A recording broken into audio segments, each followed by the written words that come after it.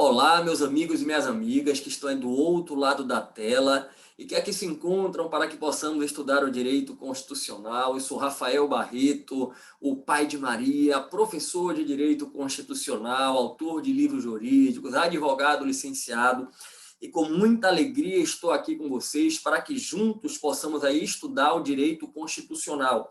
Para esse encontro aqui, eu separei um tema muito importante no âmbito do direito constitucional, que é a teoria da Constituição. Nessa aula, nós vamos falar de Constituição, quais são os conceitos, qual é o objeto, o conteúdo, a estrutura, os elementos, tem muita coisa importante para a gente estudar nesse nosso encontro. E eu queria fazer um pedido muito especial para vocês, que é o seguinte: não guardem dúvidas. Dúvida que vocês tenham, por favor, me encaminhem. Deixo aí os meus canais de comunicação, meu Instagram, @professor Rafael Barreto, e o meu e-mail, que é o rafaelconstitucional@hotmail.com. Qualquer dúvida que você tiver, pode me encaminhar. Vai lá no Instagram, manda um direct ou manda um e-mail, e eu aproveito para fazer um convite. Se você ainda não me acompanha no Instagram, gente, aproveita, não é? Vai lá e passa a me acompanhar, vou estar aí à sua disposição para lhe auxiliar na sua caminhada de estudos, ok? Bom, tem muito conteúdo para a gente falar aqui sobre a teoria da Constituição, então aqueles amigos e amigas que são de caderno, preparem um caderno. Aqueles amigos e amigas que são de editor de texto no computador, já abram aí o programa e vamos nessa, que a aula de hoje realmente tem muito conteúdo, tema super importante. Quem estuda para concurso público, todos os editais, de uma maneira geral, todos os editais abordam a teoria da Constituição e, frequentemente, as provas trazem uma questão sobre a teoria da Constituição. Bom, nosso primeiro ponto de estudo é falarmos sobre conceitos de Constituição. Vamos falar sobre os conceitos de Constituição. E a primeira coisa que eu quero registrar aqui para vocês, gente, é que a Constituição é um objeto, plurissignificativo. O que significa dizer que a Constituição é um objeto plurissignificativo? Significa dizer que ela tem mais de um sentido, mais de um significado, né? A Constituição é um objeto de estudo que comporta diferentes compreensões, diferentes olhares. E é por isso que a doutrina apresenta inúmeras compreensões sobre a Constituição. Olha, se a gente pega os manuais de direito constitucional, de uma maneira geral, os manuais apresentam várias conceituações para a Constituição. Inclusive, se a gente vai pegar os manuais de direito comparado, né? Se a gente pega os manuais de direito constitucional de autores estrangeiros, às vezes encontramos outras tantas concepções de Constituição. Então, tem muita coisa para falar sobre conceitos de Constituição, só que aí eu fiz um recorte para trabalhar com vocês com aqueles conceitos que são os mais importantes, os mais difundidos e também aqueles mais explorados em provas de concurso público, e aí eu vou também acrescentar alguns outros conceitos. Então, olha só, a gente vai trabalhar aqui com o conceito sociológico de Constituição, com o conceito político, com o conceito jurídico, e vou depois partilhar alguns outros conceitos. Vamos lá. Primeiramente, é o conceito sociológico. O conceito sociológico, que é de autoria de Ferdinand de Lassalle, né, ele apresenta a Constituição como a soma dos fatores reais do poder, e o conceito ele é apresentado nessa obra aqui, gente, olha só, que é um clássico, né, de direito constitucional, A Essência da Constituição, de Ferdinand de Lassalle. E deixa eu fazer um registro aqui. Se você que me acompanha está estudando para um concurso público, você não precisa necessariamente pegar a obra do Lassalle para estudar. não é? Agora, se você quer aprofundar os seus conhecimentos em direito constitucional, professor, eu quero ampliar os meus horizontes em direito constitucional, inclusive, eu penso, eventualmente, em ministrar aulas de direito constitucional, aí é obrigatória a leitura. Vou partilhar de novo na tela. A Essência da Constituição é um livro pequeno do ponto de vista do tamanho, da quantidade de páginas, mas gigantesco do ponto de vista da importância para o direito constitucional. E, em verdade, essa obra é uma conferência que foi proferida pelo La Salle, né, há muitos anos atrás. Ele ministrando uma conferência para o público-alvo que ali se encontrava, né? E ele abordava o que se entende por Constituição, e ele pegou aquele documento que todos nós denominamos de Constituição. Quando eu falo com vocês da Constituição brasileira, de uma maneira geral, todo mundo pensa logo num documento impresso, né? De uma maneira geral, quem opera o direito, quem estuda para concurso público, na prática atua com direito, tem uma Constituição impressa no seu material de estudo. E aí ele pegou aquele documento e ele fez assim: senhores, vocês pensam que este conjunto de papel, essas folhas, representam verdadeiramente a Constituição? Isso não é verdade. A constituição de um povo, a constituição de uma sociedade, ela não está aprisionada numa folha de papel. Isso aqui, em verdade, nada mais é do que uma folha de papel que, se não corresponder à realidade, se não corresponder aos... Olha que bacana, vou partilhar de novo. Se não corresponder aos fatores reais de poder que operam em uma sociedade, nada mais vai ser do que um pedaço de papel vazio, uma folha de papel no vácuo. E essa ideia que o La Salle propõe é trabalhada como conceito sociológico, porque chama a atenção para esse aspecto da sociologia. Ele ali está chamando a atenção para algo que é muito importante, que é o seguinte: gente, a verdadeira dinâmica de uma sociedade se impõe na sua prática. Se o pedaço de papel não refletir aquilo que opera na vida real, esse pedaço de papel vai ser um pedaço de papel no vácuo. E La Salle chega a dizer o seguinte: olha, se essa Constituição, pedaço de papel, não corresponder à soma dos fatores reais de poder, os fatores reais de poder vão virar as costas para esse pedaço de papel, vão ignorar o que está nesse pedaço de papel e vão se impor ante esse pedaço de papel. Então, repare, La Salle vai dizer: a essência de uma Constituição não está presa num texto, num papel. Está na vida real, na soma dos fatores reais de poder que operam. E aí, no livro, ele vai desenvolvendo essa ideia, vai trabalhando com os fatores de poder que operavam à época, naquela realidade, né? Hoje em dia, os fatores reais de poder são outros. E essa visão de Constituição que La Salle traz, ela é objeto de algumas críticas na doutrina, principalmente o Conrad Hesse, né? Ele vai fazer uma crítica muito contundente à ideia do La Salle, e daqui a pouco eu vou passar por essa crítica, o porquê que a doutrina traz algumas oposições firmes à ideia do La Salle. Mas La Salle, ele nos chama a atenção para um aspecto que eu digo a todos os meus alunos, que a gente não pode jamais pensar o direito constitucional dissociado das forças de poder que operam numa sociedade.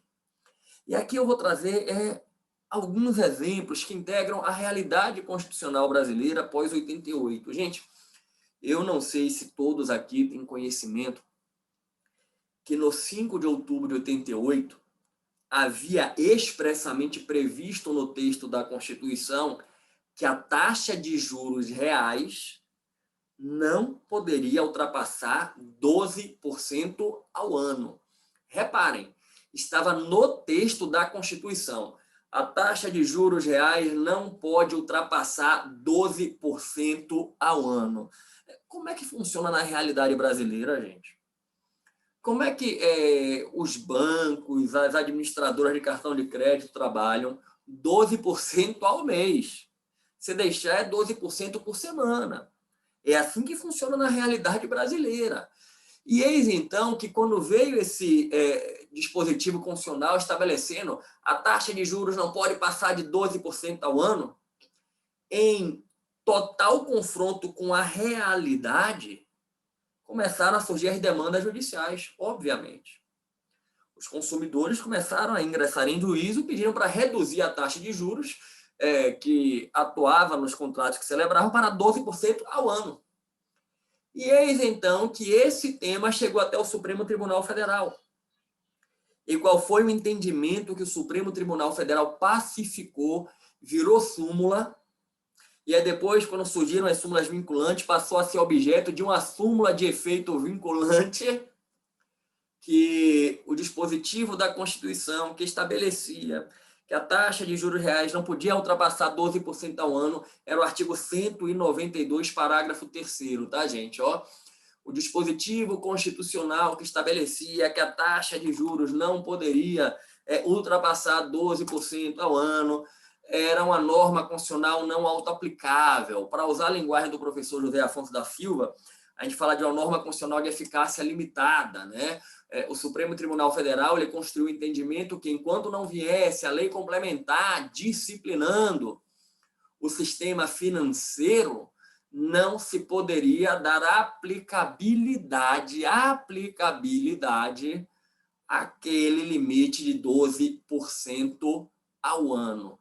E aí, só para que isso fique muito, muito, muito claro, eu vou compartilhar com vocês o texto originário da nossa Constituição. O artigo 192 hoje está integralmente dizimado, né? Foi revogado por emendas constitucionais. Aí olhem só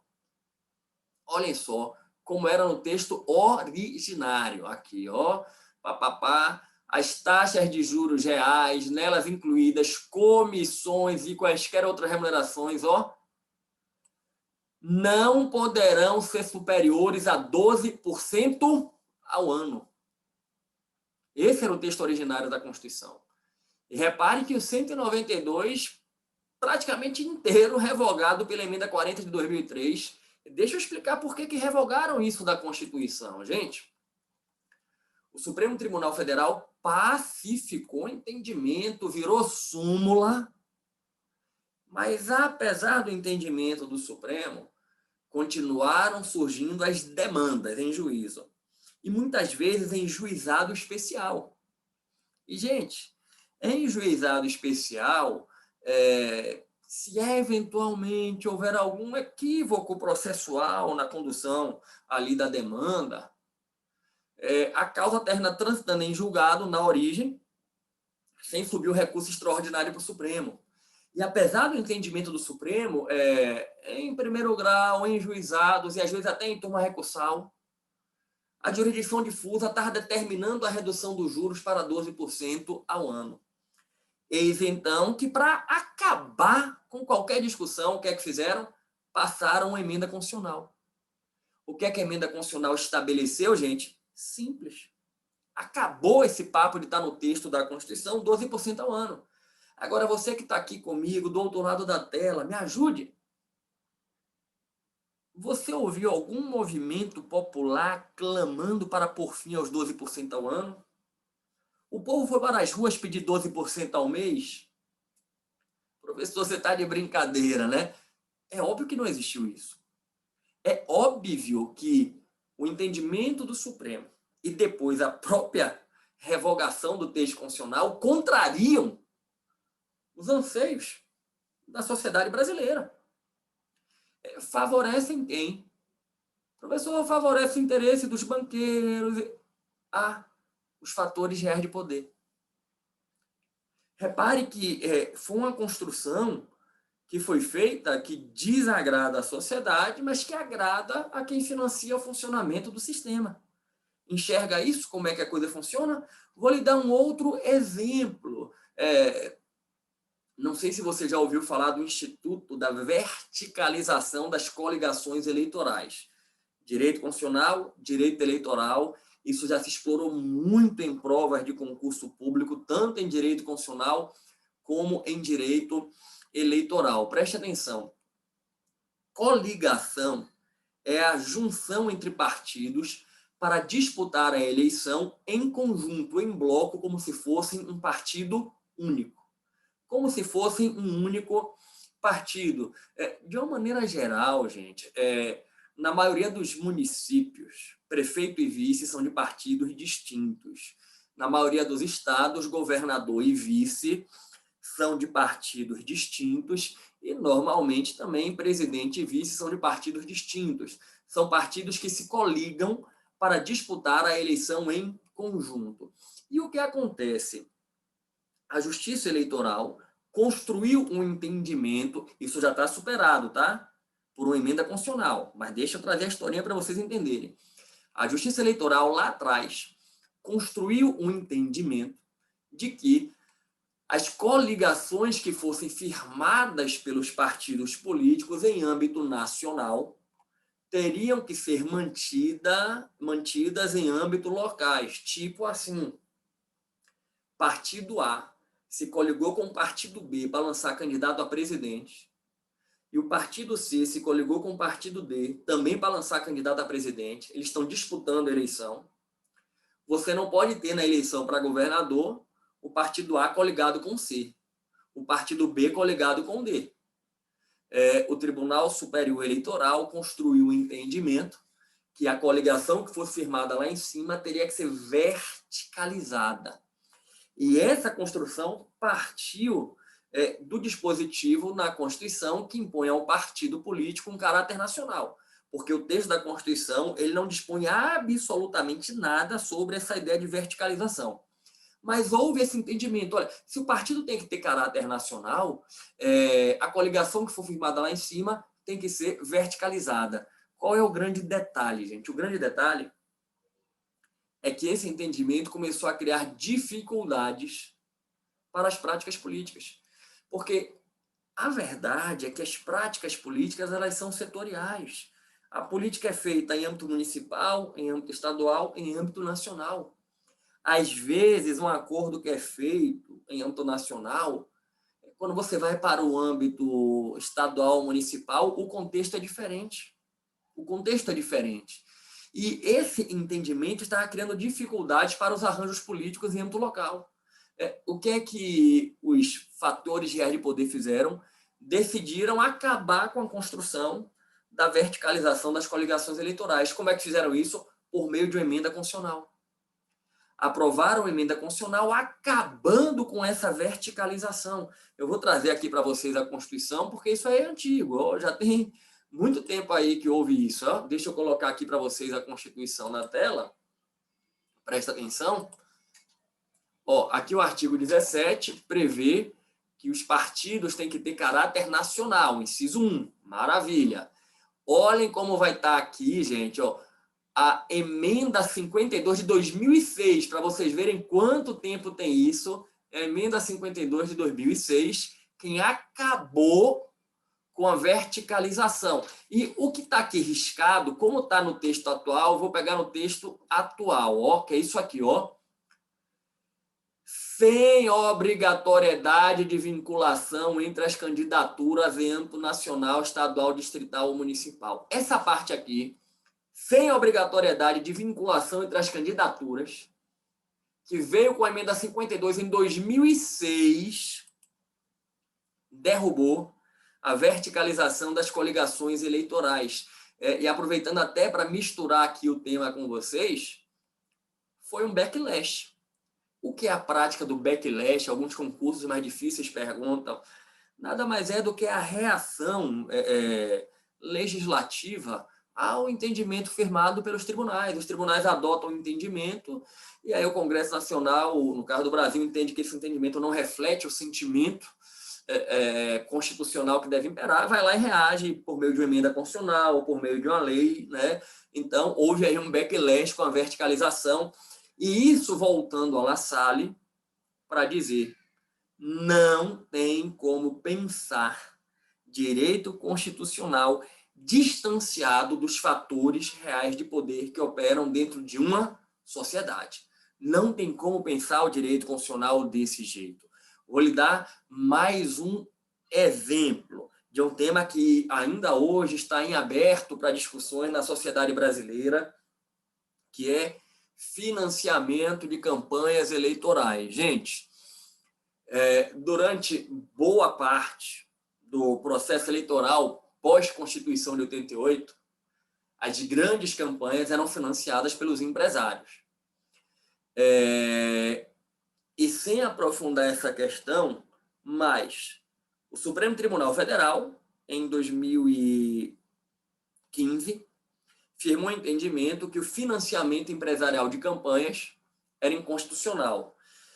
E essa decisão muito se deu em virtude do que passou a ser revelado por inúmeras operações no Brasil, de que o financiamento empresarial de campanhas está servindo de um esquema de lavagem de dinheiro, né? E de corrupção na gestão da coisa pública. E aí, de repente, ao invés de eu tentar combater os desvios, o superfaturamento de contrato, as fraudes de licitação, o que é que fizeram? Acabaram com o financiamento empresarial. Mas no que acabaram com o financiamento empresarial das campanhas, quem conhece um pouco da prática constitucional, eleitoral, e conhece as nuances do direito constitucional, de imediato pensou: vai ter que surgir alguma outra forma de fazer financiamento de campanha. Se o Supremo está tirando financiamento empresarial, os fatores de poder vão reagir e vai terminar que essa conta vai estourar no dinheiro público. E, gente, foi o que aconteceu. Como 2016 era a eleição municipal, normalmente as mudanças mais drásticas no direito eleitoral, eles fazem testes com a eleição municipal para ver se funciona. 2016 foi uma eleição municipal, onde não tinha financiamento empresarial, não tinha outra fonte de financiamento, poucos recursos. A eleição aconteceu, verificaram que não estava funcionando adequado. O que é que eles fizeram para a eleição de 2018? Criaram o fundo eleitoral, que é um fundo formado por dinheiro público para financiar as campanhas eleitorais. E em 2018, o fundo foi quem bancou a maior parte das campanhas. Chegou a eleição de 2020, o que é que eles fizeram? Aumentaram ainda mais o fundo. E provavelmente, em 2022, aumenta ainda mais o fundo eleitoral. E aí, de repente, vocês que estão aqui, podemos assim refletir, mas seria razoável fazer o financiamento das campanhas essencialmente com o dinheiro público, com o fundo eleitoral? Essa é uma discussão muito importante. A gente não vai esgotar essa discussão aqui agora, mas apenas queria que vocês refletissem. Por que que se chegou nisso? Aí, amigo, é o que La Salle dizia. Porque, os fatores reais de poder fazem parte da realidade constitucional. Certo ou errado esse financiamento público nessa proporção, aí é a discussão que tem que ser enfrentada. Mas quem conhece as nuances percebeu. Os fatores reais de poder iriam atuar. Isso aqui é muito importante na dinâmica do direito constitucional. Maravilha? Bom, qual é a grande crítica que se faz na doutrina à posição do La Salle, principalmente o Conrad Hesse? Né? Conrad Hesse, que é um dos grandes autores do direito constitucional, e é muito trabalhado quando se fala de interpretação da Constituição, força normativa da Constituição. Hesse, ele vai dizer o seguinte: olha, se La Salle tiver certo, a Constituição é a soma dos fatores reais de poder que operam na sociedade, e o texto constitucional nada mais é do que um conjunto de folhas de papel no vácuo. O caráter normativo da Constituição se esvazia completamente. E a ideia de Constituição como um instrumento de limitação do poder dos governantes se perde. Se a Constituição é aquilo que as forças de poder impõem, toda tentativa de limitar o poder mediante um documento escrito que condiciona a realidade vai para o espaço. A gente estaria perdendo tempo elaborando a Constituição e tentando impor o caráter obrigatório da Constituição. E aí é muito interessante que você vai perceber que nessa dinâmica,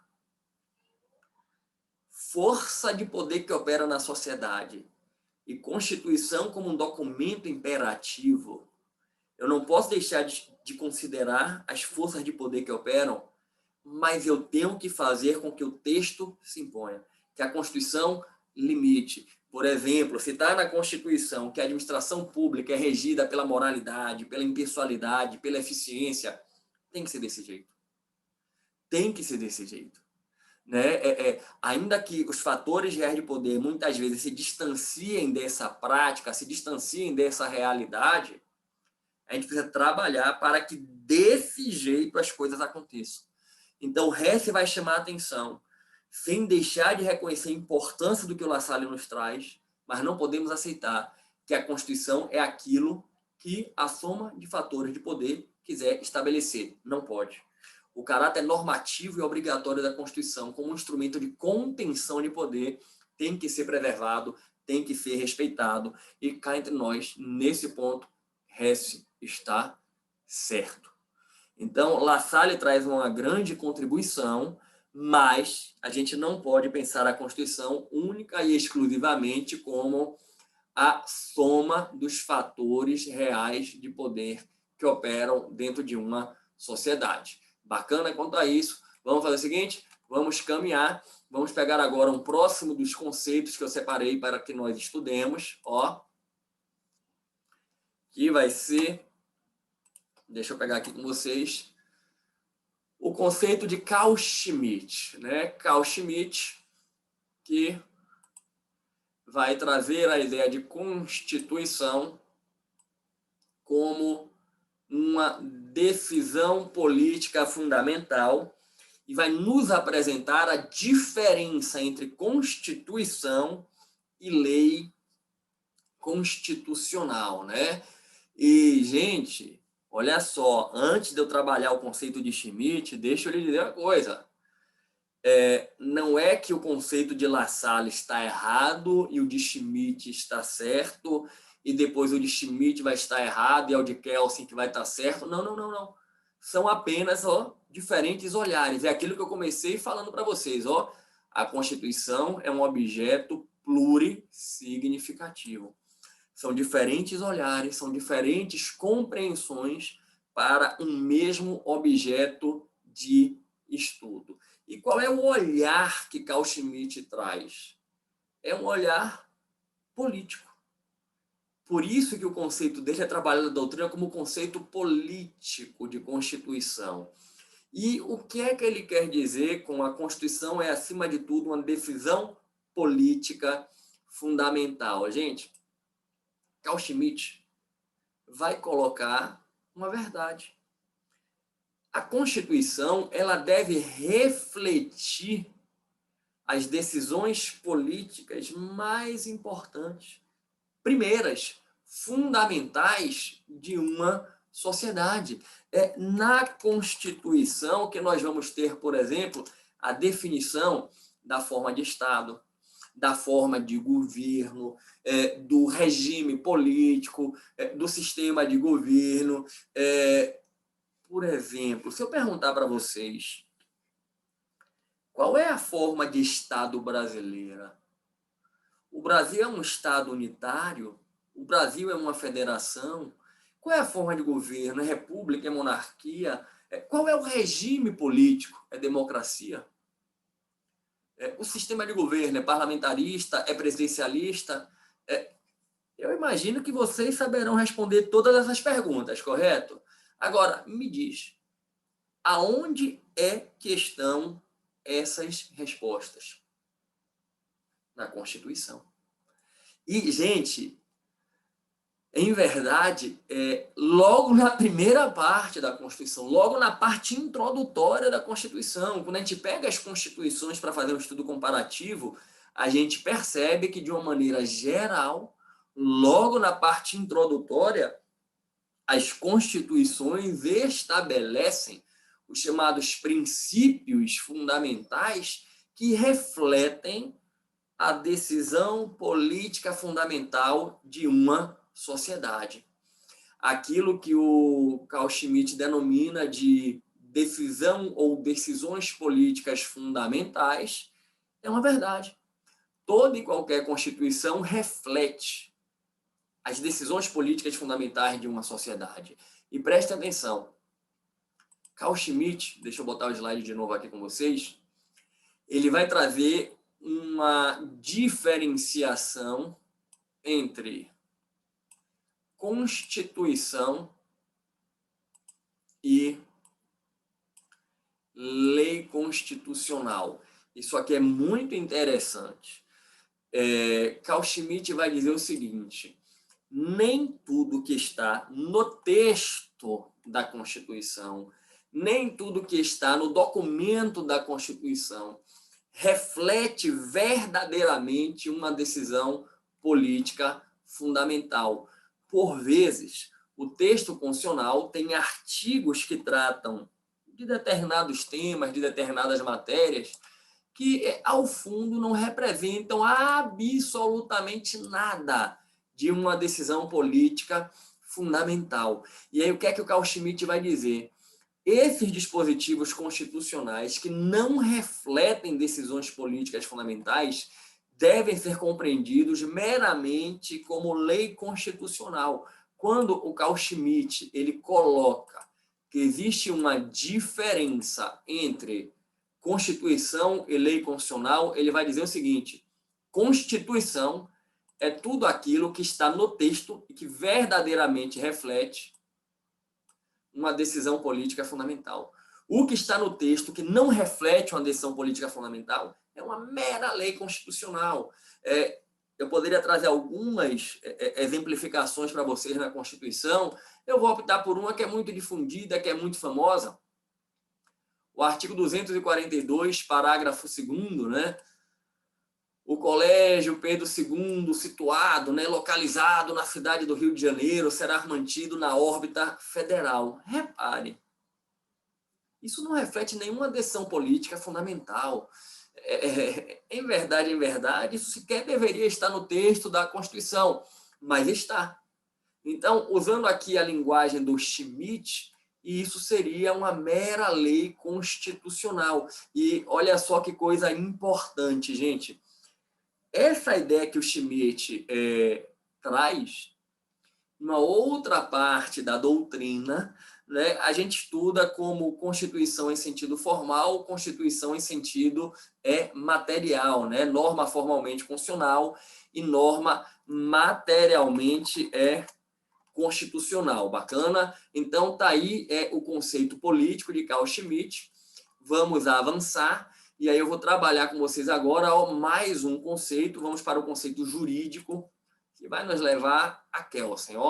Está aqui. Schmitt apresenta a Constituição como uma decisão política fundamental. Chegamos ao conceito jurídico, né? O conceito jurídico, que é atribuído a Kelsen. E Kelsen nos apresenta a Constituição como uma norma jurídica superior, né? Como a lei fundamental. E essa ideia de a norma superior, a lei fundamental, é uma ideia amplamente difundida sobre Constituição. De uma maneira geral, todo mundo que em algum momento pegou o direito constitucional para estudar, já deve ter ouvido dizer que a Constituição é a norma jurídica superior, que a Constituição é a lei fundamental. E vamos tentar compreender um pouco isso aqui. Olha só. Kelsen, e deixa eu fazer um registro, tá? Quem está aí estudando para concurso público não precisa ir lá e pegar as obras de Kelsen para aprofundar. Agora, passou no seu concurso e quer verdadeiramente estudar direito, ou você está no outro viés, você quer estudar porque você quer realmente aprender direito, de repente você vai iniciar a atividade de magistério, ou para conhecimento pessoal, é obrigatório o estudo de Kelsen. Você tem que pegar pelo menos as principais obras de Kelsen para estudar, e, de uma maneira geral, todos têm conhecimento que Kelsen ele define o ordenamento jurídico como um conjunto de normas que estão colocadas hierarquicamente em diferentes níveis. Inclusive, deixa eu fazer um teste com você que está aqui me acompanhando nesse nosso estudo. Qual é mesmo a forma geométrica que Kelsen propõe para que identifiquemos a ideia dele de direito, né? A teoria kelseniana de direito, Kelsen propõe que a gente compreenda isso a partir de que forma geométrica? Como é mesmo a teoria, né? Kelsen é alguém que, logo no começo da faculdade de Direito, nos é apresentado. Dificilmente alguém chega na segunda semana da graduação de Direito sem ter ouvido falar de Kelsen, né? Sempre, logo no começo, algum professor em alguma matéria já coloca lá, fala de Kelsen. E me ajudem. Qual é mesmo a forma geométrica que Kelsen propõe?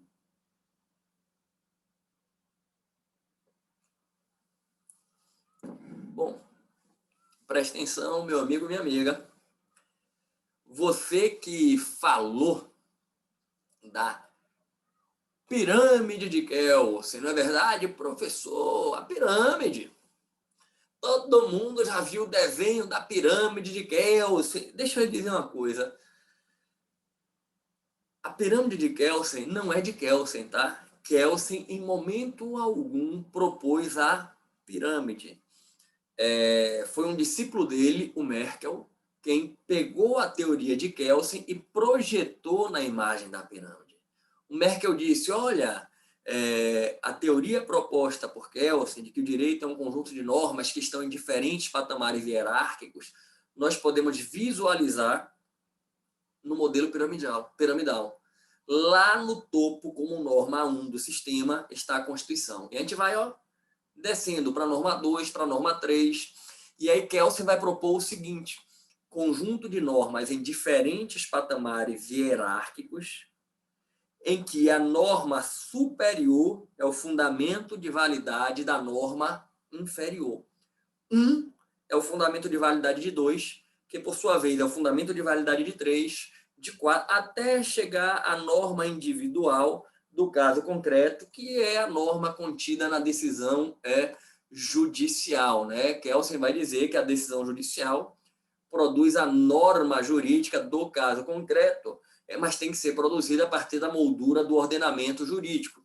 E aí, nessa teoria de Kelsen, nessa pirâmide que a gente acabou de ver que é atribuída a Kelsen, mas não é dele, é de um discípulo dele e reflete a teoria dele, a Constituição está no topo.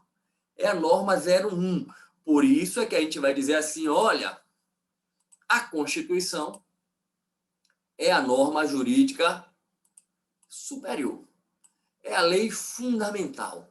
É o fundamento de validade de todo o ordenamento jurídico. Mas preste atenção. Quando Kelsen trabalha a ideia de Constituição, ele vai falar de um sentido jurídico positivo e de um sentido lógico jurídico, né? De um sentido jurídico positivo e de um sentido lógico jurídico. E quando ele falar desse sentido lógico jurídico, ele vai trazer aquilo que se denomina, deixa eu colocar aqui para vocês, norma hipotética fundamental, né? A ideia da norma hipotética fundamental que vai nos levar, deixa eu pegar aqui, ao sentido lógico jurídico. É muito comum em algumas provas a Constituição em Kelsen é trabalhada em sentido jurídico positivo e em sentido lógico jurídico. Em sentido jurídico positivo é a ideia da norma superior e em sentido lógico jurídico, norma hipotética fundamental. Vamos entender o que é isso e prestem atenção. Para Kelsen, o ordenamento é um conjunto de normas em diferentes patamares, em que a norma 1 serve de fundamento de validade para a norma 2, a 2 para 3, e Kelsen vai dizer o seguinte: uma norma é válida se ela é produzida de acordo com seu fundamento de validade. Olha o que o Kelsen vai dizer. 1 é o fundamento de validade de 2. 2 é válido se foi produzido exatamente de acordo com 1. 3 é válido se foi produzido exatamente de acordo com 2. E aí, olhem só, Kelsen vai se deparar com a seguinte pergunta. Se a norma é válida porque foi produzida de acordo com o fundamento que lhe é superior, para a Constituição ser uma norma válida, ela tem que ter sido produzida de acordo com o fundamento que lhe é superior. E aí surge a questão do fundamento de validade da própria Constituição. Olhem só que coisa importante. Para que a Constituição seja válida, no sentido de direito positivo, ela tem que ter sido produzida de acordo com uma norma que lhe seja superior. E aí entra o problema do próprio fundamento de validade da Constituição. Qual é o fundamento de validade da Constituição? E aí, diante desse questionamento, Kelsen, num primeiro momento, eu digo num primeiro momento por quê? Porque já ao final de toda a sua trajetória, ele termina revendo um pouco a própria ideia de norma hipotética fundamental, mas Kelsen, durante muito tempo, ele propõe a seguinte ideia. Deixa eu partilhar de novo aqui o slide. Ele vai propor a seguinte ideia. Deixa eu botar aqui com vocês. Cadê? O fundamento de validade da Constituição não é uma norma posta. É uma norma pressuposta. O fundamento de validade da Constituição é uma norma pressuposta. A norma hipotética fundamental. Ele vai dizer, a norma hipotética fundamental, ela não existe enquanto direito positivo. Ela não está posta no ordenamento. Para usar a pirâmide de Merkel, ela não está no topo da pirâmide. Ela é uma norma pressuposta. Existe uma norma pressuposta que tem o seguinte conteúdo. Haverá a norma 01 do direito positivo, que se chama Constituição, e essa norma está autorizada a disciplinar sobre o procedimento de elaboração da norma 02. E aí você pergunta, por que eu tenho que aceitar a validade dessa norma 01? Por que eu tenho que aceitar a validade da Constituição? Que você vai dizer, ela está pressuposta. Esta norma não existe enquanto direito positivo, existe como norma hipotética. E aí, se você me disser assim, olha, professor, cá entre nós, se é para trabalhar tudo na vertente de um direito positivo, eu não aceito essa ideia de uma norma hipotética, uma norma que não existe no direito positivo, de uma norma pressuposta. Pois deixa eu lhe dizer, a norma pressuposta, a norma hipotética fundamental, na teoria kelseniana, pelo menos na sua vertente inicial, que perdurou durante muito tempo, é como um dogma. Ela não se questiona. Ela é aceita. E lembre, dogma, você aceita e segue, ou você não aceita e não acompanha aquela teoria. Fazendo aqui um paralelo,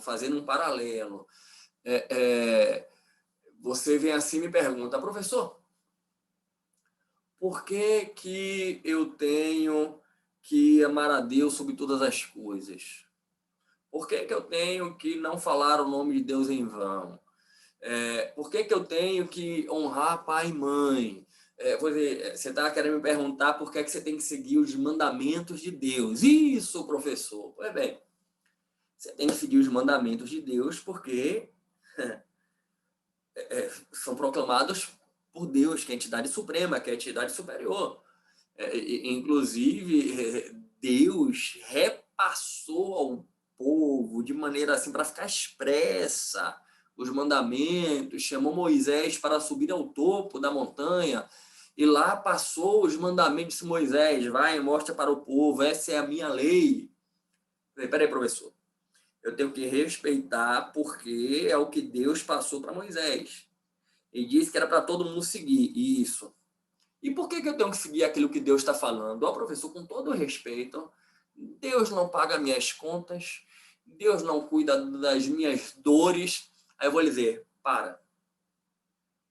preste atenção. E aproveite para tentar compreender o que eu vou te falar agora, porque isso é de uma sabedoria de vida profunda. No dia que eu entendi isso, nossa, como foi importante isso na minha vida. Que foi o seguinte: quando não há possibilidade de diálogo, não ocupe seu tempo tentando instaurar a comunicação. Se você questiona por que você tem que seguir o que vem de Deus, para que eu vou ficar falando com você aqui dos mandamentos de Deus? É só perder meu tempo e perder o seu, vamos ocupar o tempo de outra forma. Porque a gente vai ficar a vida inteira aqui, eu dizendo, rapaz, você tem que cumprir o que vem de Deus, que Deus é o sagrado, Deus é a fonte suprema de tudo. Você vai dizer assim, professor, isso é para você, que é de fé, para mim não. Percebe? Se eu não aceitar esse dogma, qual é o dogma? Eu tenho que seguir aquilo que vem de Deus, porque Deus é a entidade suprema. Ele é perfeito. As escolhas de Deus são sempre melhores que a minha. Isso a vida me ensinou. Se você não aceita esse dogma, toda a teoria cristã não tem sentido você ficar aí ocupando o seu tempo. Aí volta para Kelsen. Se você não aceita o dogma que a Constituição se impõe como a norma, a partir de uma norma pressuposta que estabelece a Constituição é a norma superior, não tem sentido você se ocupar de toda essa teoria. Bacana?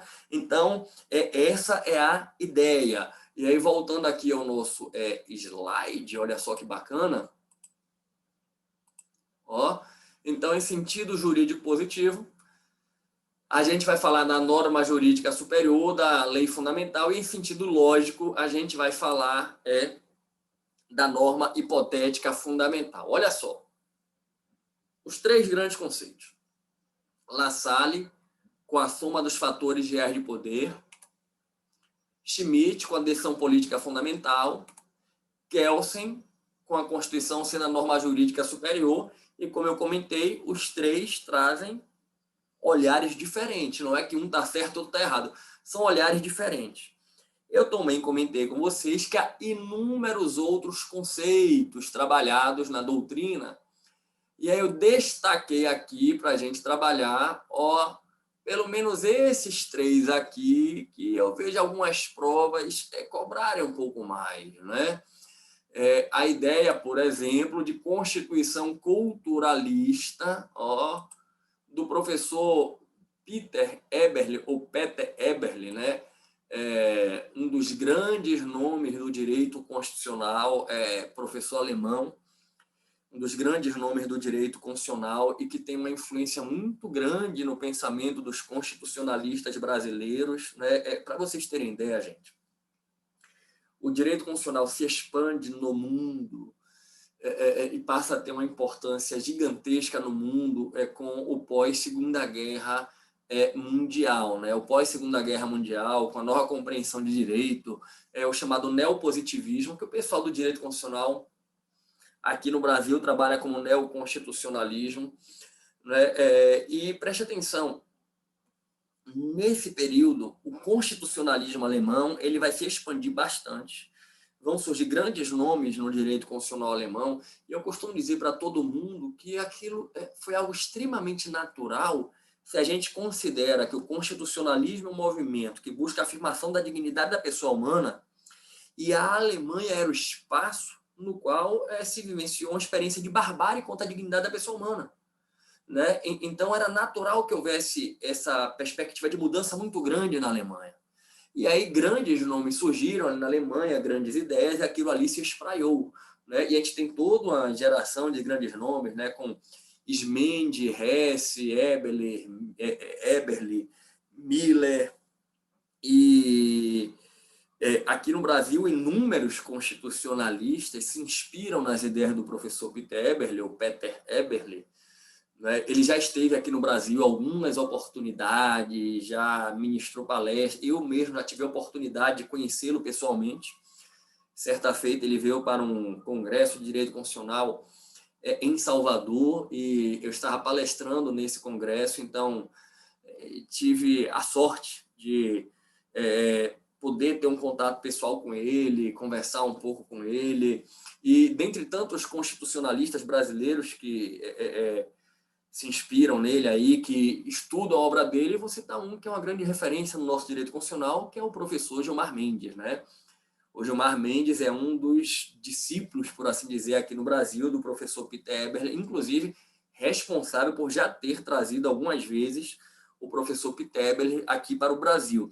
E quando a gente estuda o tema da interpretação constitucional, Peter Eberle é uma das grandes referências, com a teoria da chamada sociedade aberta de intérpretes da Constituição, né? E o professor Peter Eberle, ele trabalha muito a ideia de Constituição como cultura, né? Ele tem uma obra, inclusive, cujo título é exatamente esse, né? Constituição como cultura. E ele trabalha a ideia, gente, que a Constituição ela também pode ser compreendida como a expressão da cultura de um povo. A Constituição estabelece a ordenação cultural de um povo. Inclusive, ele busca construir a ideia de uma cultura constitucional comum. Na época em que se projetou uma Constituição para a Europa, em que se tentou implantar a Constituição Europeia, o professor Peter Eberle, ele trabalhou muito essa ideia de uma Constituição cultural comum.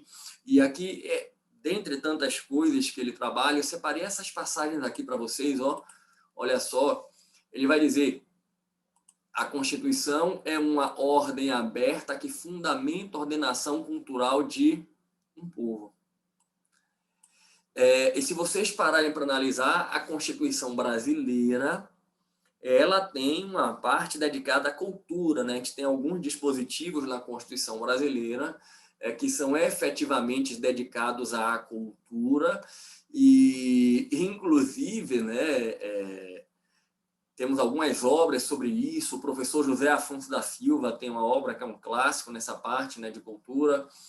Alguns concursos gostam de cobrar quando abordam a ordem social, essa parte da Constituição. E deixa eu partilhar aqui com vocês, abrindo aqui a Constituição. Cultura 215, 216, né?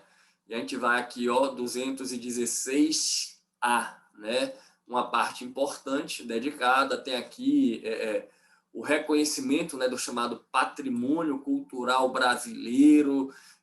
São poucos artigos, mas de uma relevância muito, muito grande, especialmente esse 215 aqui, parágrafo 1º, o Estado protegerá as manifestações das culturas populares, indígenas e afro-brasileiras, né? Eu não sei se vocês que me assistem aqui já tiveram a oportunidade de viajar pelo Brasil. Eu já viajei bastante pelo Brasil, né?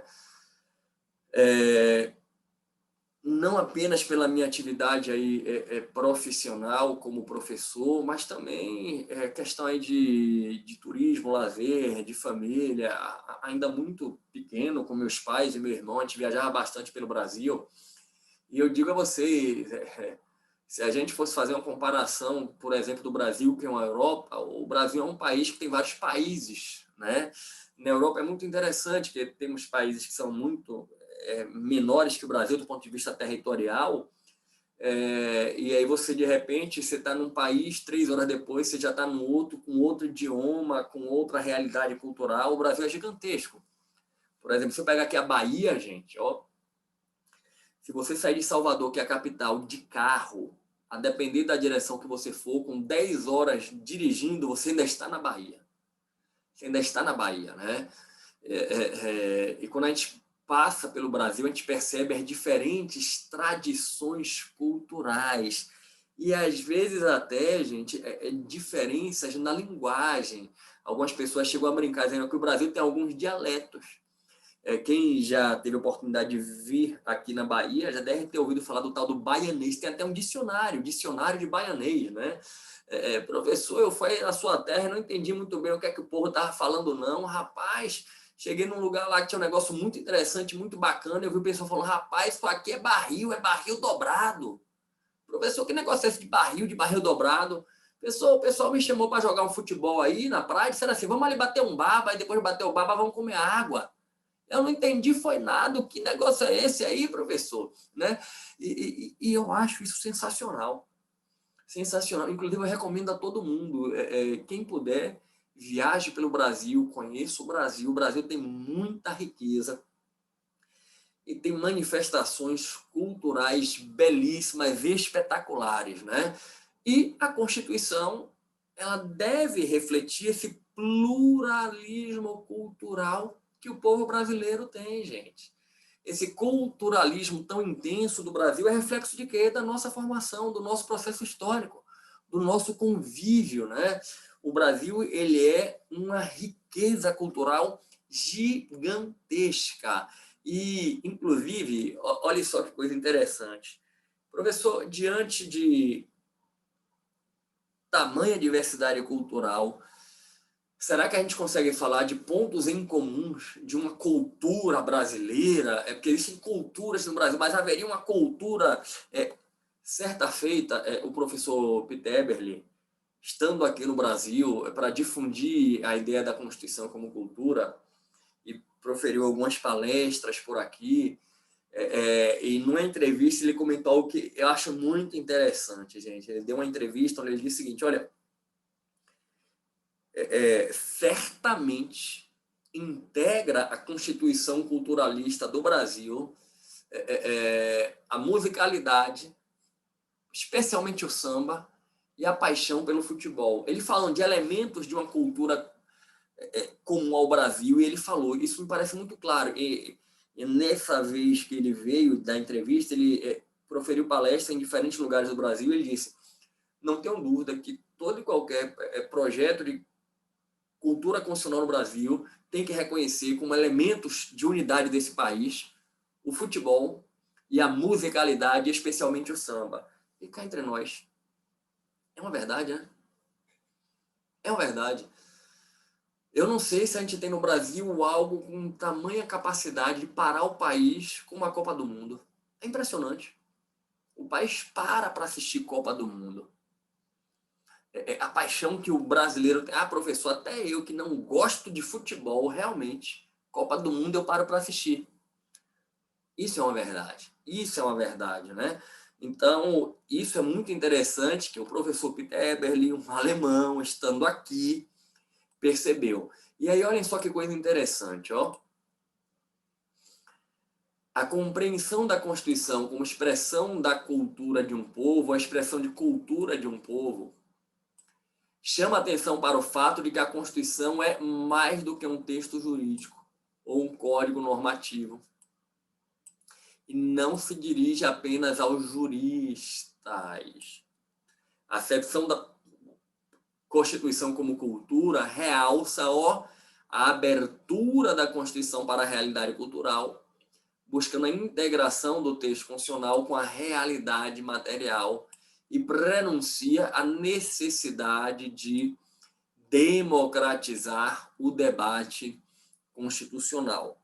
Bom, eu vou avançar, trabalhar agora um outro conceito, né, que a doutrina brasileira propõe. Algumas provas de concurso de nível mais elevado perguntam. É a ideia de constituição simbólica do professor Marcelo Neves. É uma obra, né? O professor Marcelo Neves é um dos grandes nomes da nossa doutrina constitucional, né?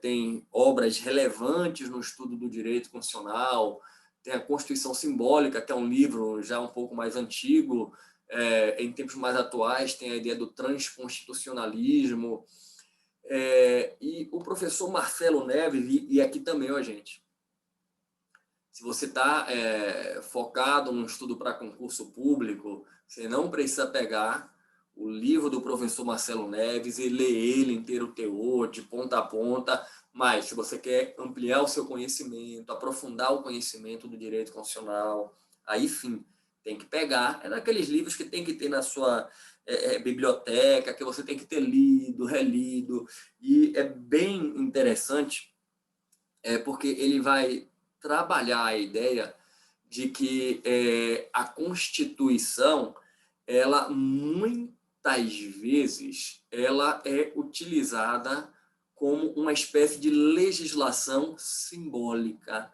Repare, quando o professor Marcelo Neves ele fala aqui de constituição simbólica, ele vai propor a ideia de você utilizar a Constituição como uma referência para a realidade.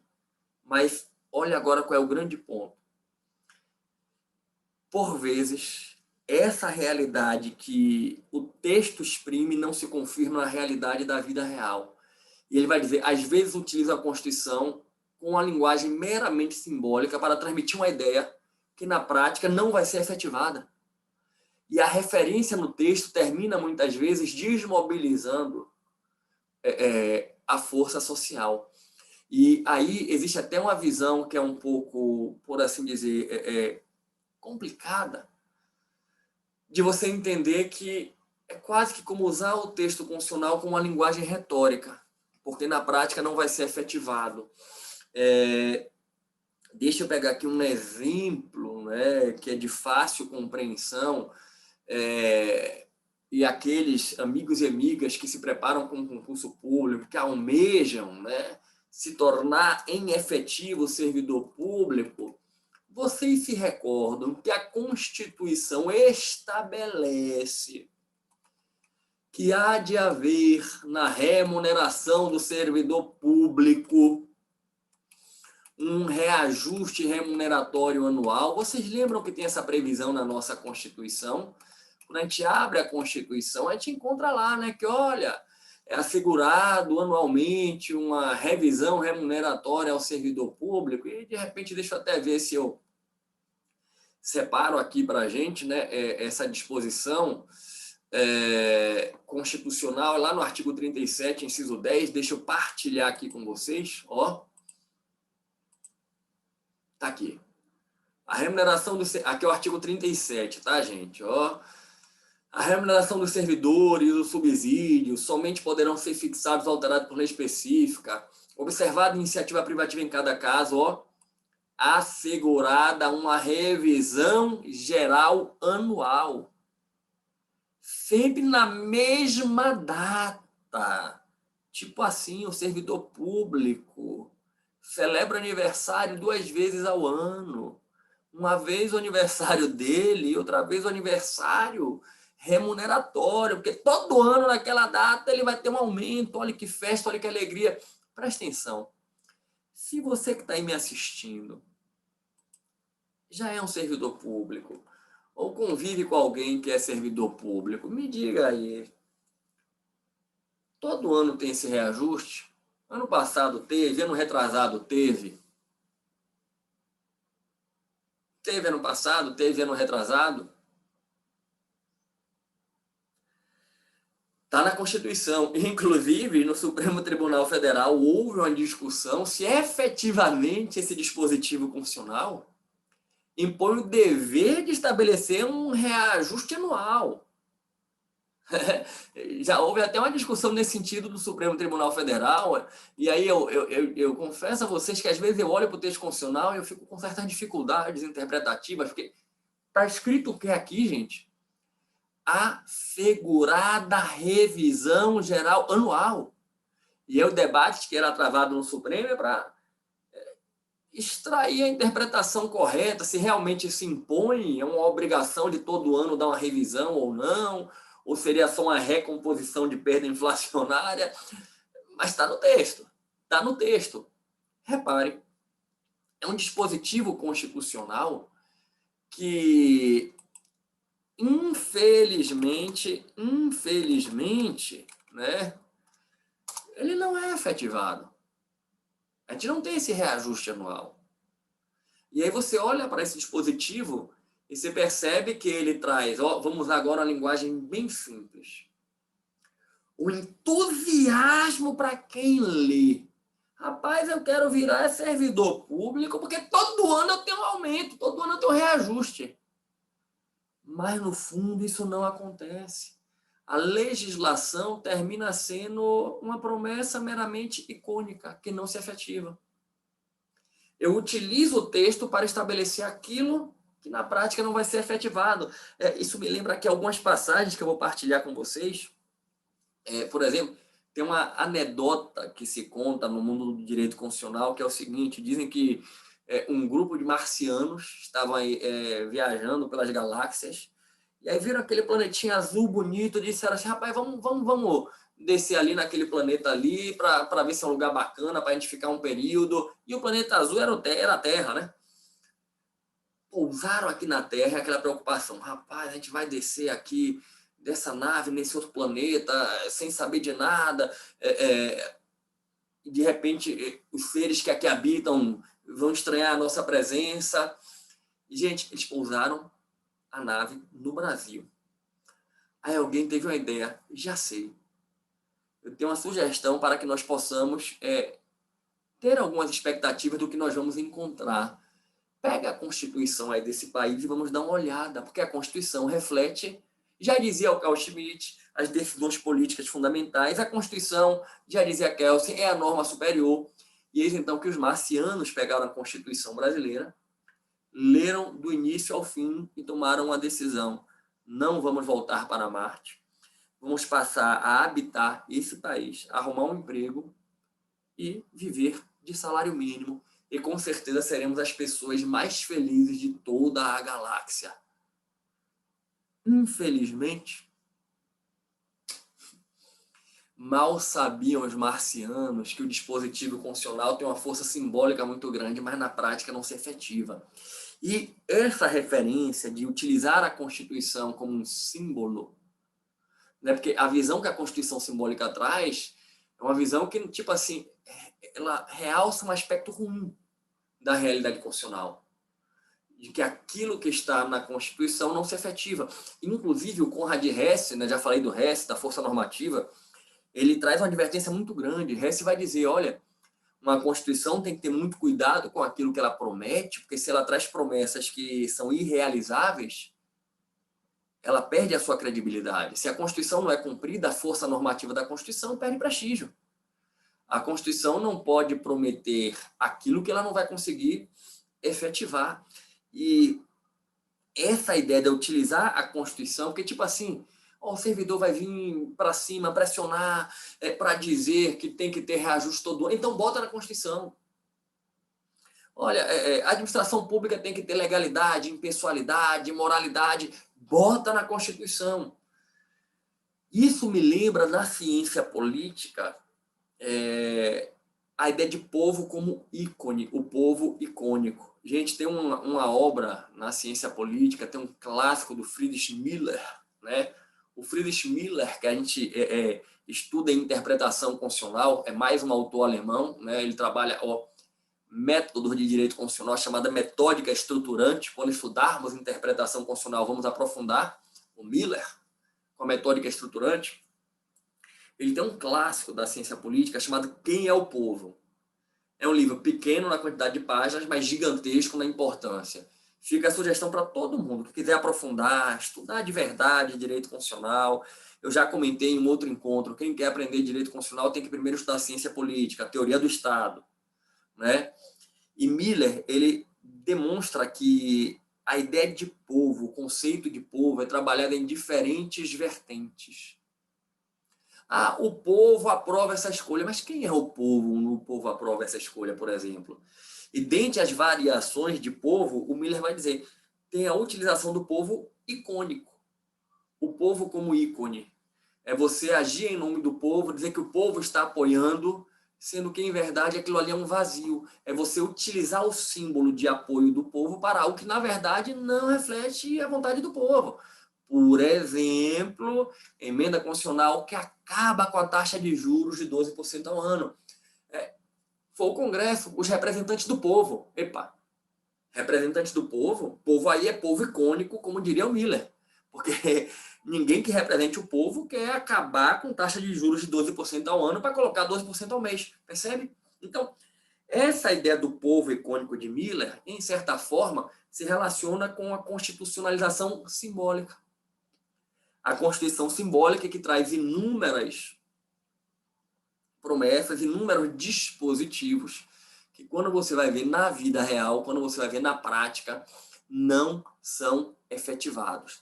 Está na Constituição, mas efetivamente não acontece, não passa do plano da legislação simbólica. Deixa eu ampliar aqui com vocês agora, trazer, de vez em quando as provas perguntam a ideia de Constituição ideal do professor Canottilho, né? Que na verdade, assim, não é que Canottilho não propõe um conceito, ele vai dizer que o ideal é que toda a Constituição traga isso aqui que eu vou trabalhar daqui a pouco no outro tópico. Ele vai dizer, olha, uma Constituição ela deve ser escrita, porque documento escrito, gente, traz uma acessibilidade maior a todos, uma segurança jurídica maior, deve conter uma declaração de direitos, isso aqui é inerente à Constituição, a gente vai falar já e já, e tem que assegurar a limitação do poder. Daqui a pouco, no próximo tópico, eu vou trabalhar isso. Mas Canottilho vai dizer, uma ideia de Constituição, que seria uma Constituição ideal, seria uma Constituição que está escrita, que traz uma declaração de direitos, que estabelece uma limitação de poder. Bom, esses são, por assim dizer, alguns dos muitos conceitos, né, de Constituição. Como eu comentei com vocês,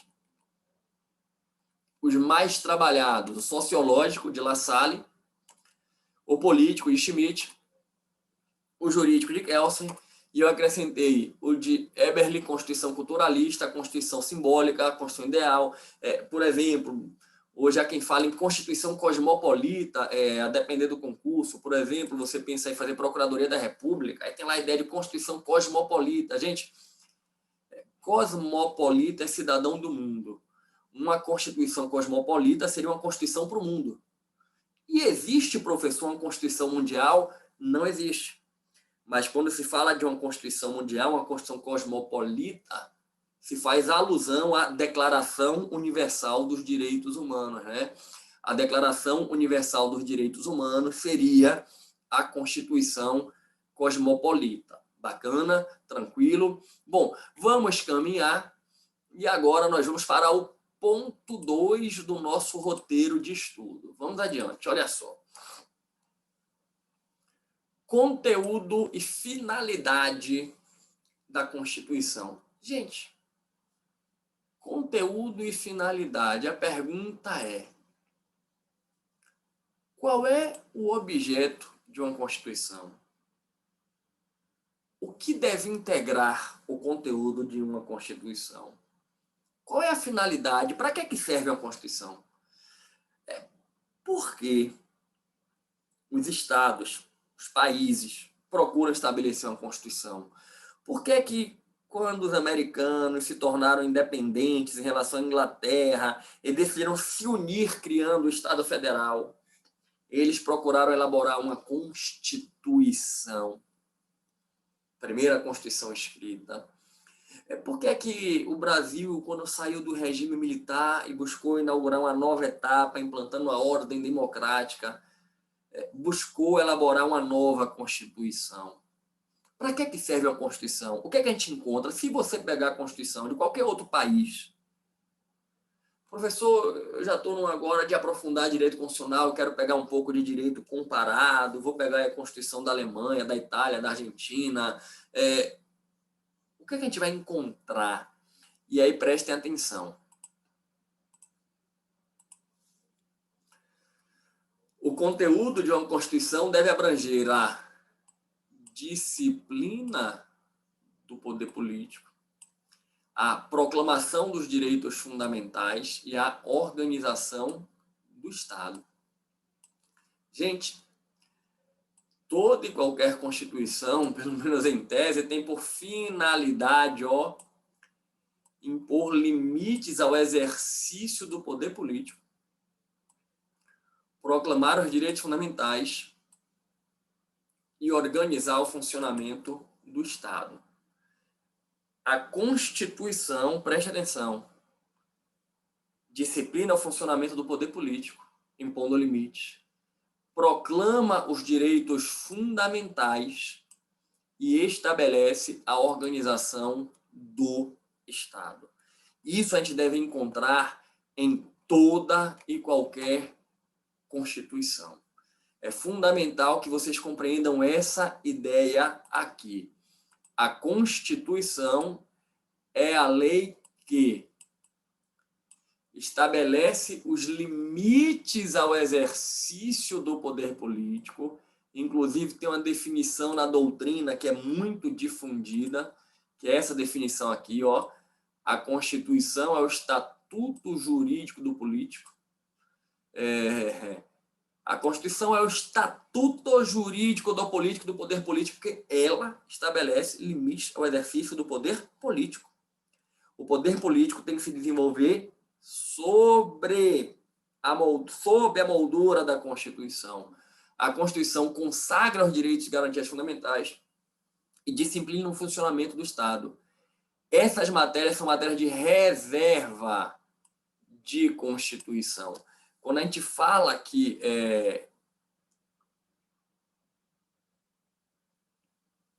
uma matéria é matéria de reserva de Constituição, a gente fala que é matéria tipicamente constitucional. Você deve ter ouvido falar de reserva de lei, matéria de lei. Isso aí é matéria de Constituição. Limites ao poder político, direitos e garantias fundamentais e a organização do Estado. Todas essas matérias são matérias tipicamente constitucionais. Inclusive, é interessante a gente recordar, quando estudamos constitucionalismo, destacamos o constitucionalismo é um movimento que busca afirmar a dignidade da pessoa humana, e a gente só consegue fazer isso quando a gente separa poderes e proclama direitos fundamentais. A gente destacou o artigo 16 da Declaração dos Direitos do Homem e do Cidadão, Revolução Francesa, 1789. Toda a sociedade na qual a garantia dos direitos não é assegurada, nem a separação de poderes determinada, não tem Constituição. Então, é inerente à ideia de Constituição, integra o objeto de qualquer Constituição, a garantia dos direitos e a separação de poderes. E isso faz parte da ideia de Constituição. Tranquilo quanto a isso, bacana quanto a isso, vamos caminhar então no nosso estudo. E eu quero agora avançar com vocês para mais um ponto super importante. E aí eu quero conversar com vocês, olha só, deixa eu partilhar aqui na tela o slide de novo. Ponto 3. Supremacia e unidade da Constituição. Vamos falar aqui, ó, gente, de supremacia e de unidade da Constituição. E supremacia, a Constituição é a norma suprema do ordenamento, ou seja, a norma hierarquicamente superior, aquilo que a gente comentou quando viu o conceito de Kelsen. E unidade, a Constituição é um conjunto de normas coesas e coerentes, não contraditórias. Vamos bater um papo aqui sobre isso, sobre supremacia, sobre unidade e destacar esses pontos aqui da supremacia formal, material, controle, inexistência de hierarquia. Prestem atenção. A Constituição possui supremacia. A Constituição é a norma superior do ordenamento jurídico. Ponto. É aquilo que Kelsen trabalhou, né? O ordenamento jurídico é um conjunto de normas situadas em diferentes patamares hierárquicos e nós temos no topo do ordenamento a Constituição. A Constituição como a norma superior. E o que vem a ser a ideia de unidade, gente? A ideia de unidade nos leva à compreensão de a Constituição como um conjunto de normas que são coesas entre si, que guardam uma coerência, que não se contradizem. Prestem atenção que eu vou sair do direito e para a vida real para exemplificar. Vamos pegar aqui, ó, duas equipes de trabalho. Você que está aqui me acompanhando, que trabalha em um ambiente em que há um grupo de pessoas. Professor, eu trabalho numa empresa, faz parte de uma equipe que tem 10 pessoas trabalhando em conjunto. Repare, muitas vezes na nossa vida, quando nós estamos em uma atividade que há um coletivo envolvido, seja um ambiente de trabalho, seja uma atividade esportiva, seja um grupo de estudo, quando existe uma sintonia, a gente diz assim, ali tem uma unidade. Professor, eu faço parte de um grupo de estudo, eu gosto bastante, porque todo mundo se ajuda, ninguém compete com ninguém, ninguém briga com ninguém.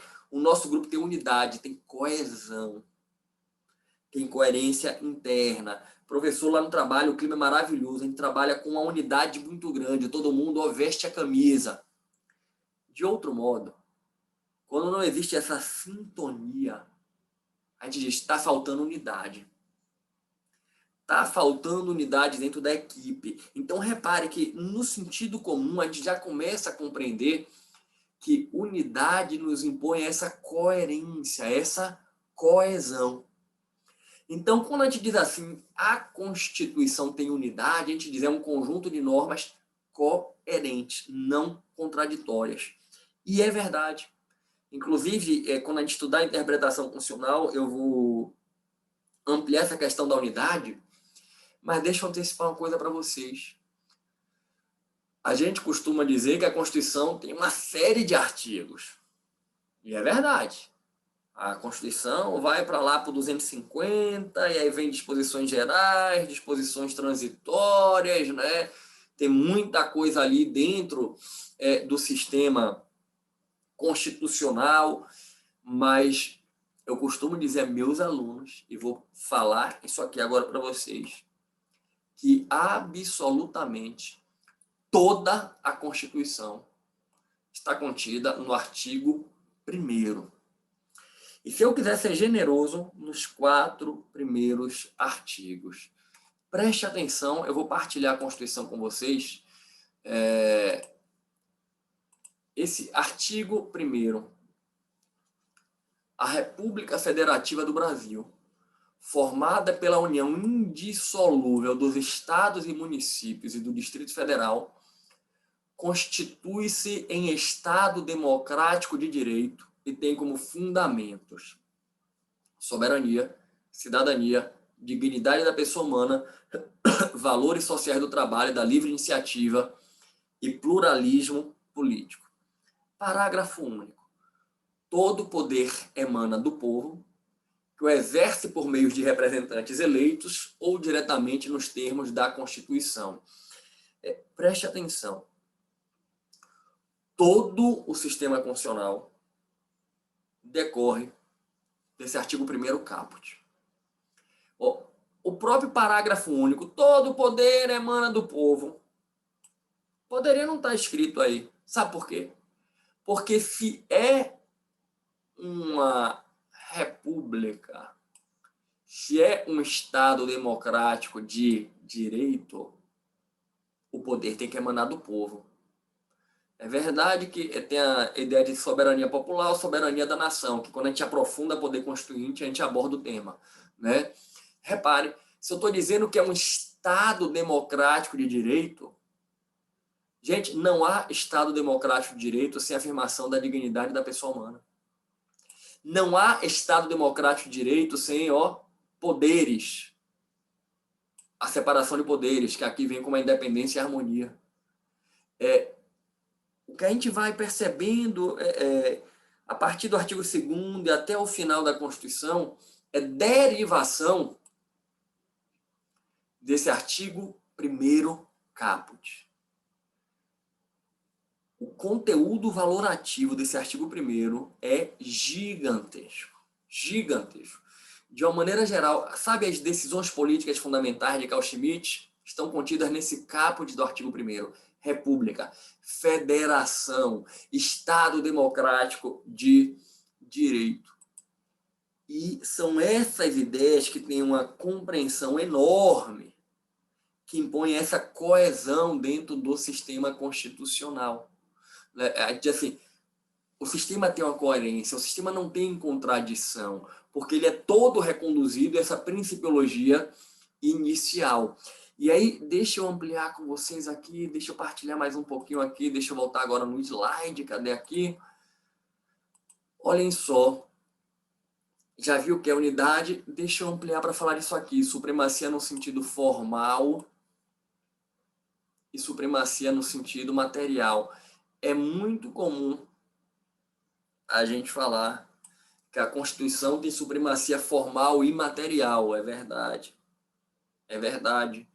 Mas, quando a Constituição é flexível, essa supremacia desaparece. Quando a gente estudar classificação das constituições, é dentro desse estudo de teoria da Constituição.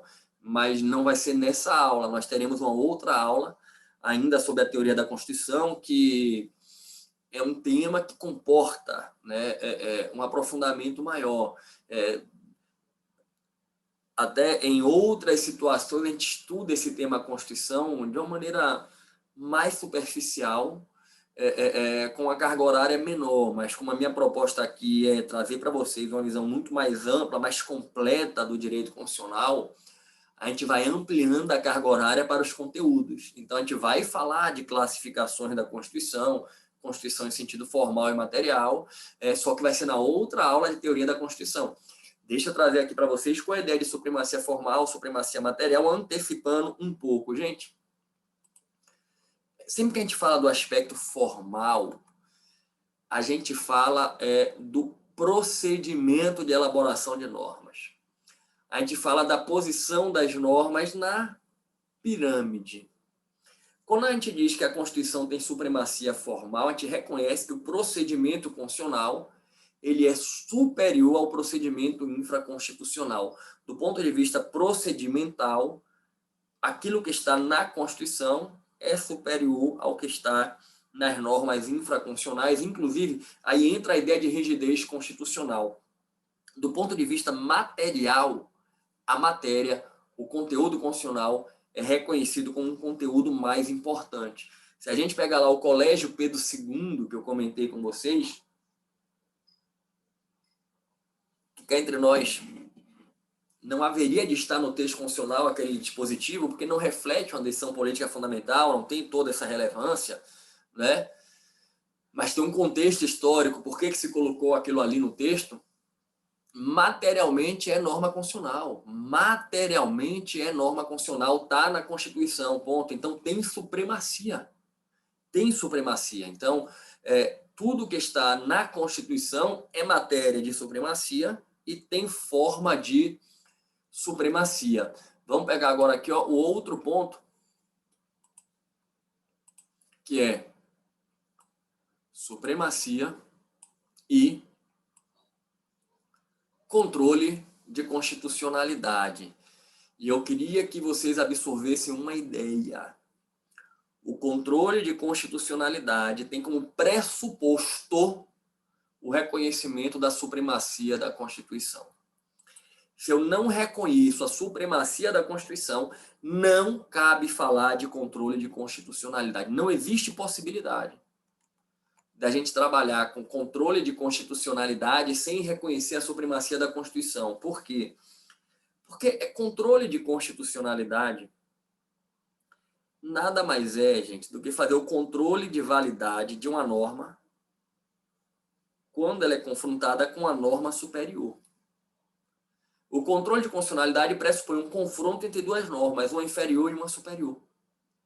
E eu digo assim, a norma inferior viola a norma superior. A norma superior tem que prevalecer porque ela é superior. Por que se uma lei autorizar a pena de morte para crime de corrupção, essa lei vai ser inconstitucional? Porque a Constituição proíbe a pena de morte, fora a hipótese de guerra declarada, e a Constituição é superior às leis. Então, eu queria que você entendesse. O controle de constitucionalidade pressupõe o reconhecimento da supremacia da Constituição. A supremacia constitucional é pressuposto à ideia do controle de constitucionalidade. Essa é uma ideia fundamental, não é que a gente tem que absorver, né? Que a gente tem que absorver. Então, olha só, voltando aqui ao slide, a supremacia integra a ideia do controle de constitucionalidade. E é o que chega aqui nesse ponto. Inexistência de hierarquia entre as normas da Constituição. Gente, A Constituição é a norma hierarquicamente superior, ponto. Mas essa hierarquia é da Constituição em relação às normas infraconstitucionais. Entre as normas da Constituição, dentro da própria Constituição, não existe hierarquia normativa. Nenhum artigo da Constituição é hierarquicamente superior a outro. Professor, peraí.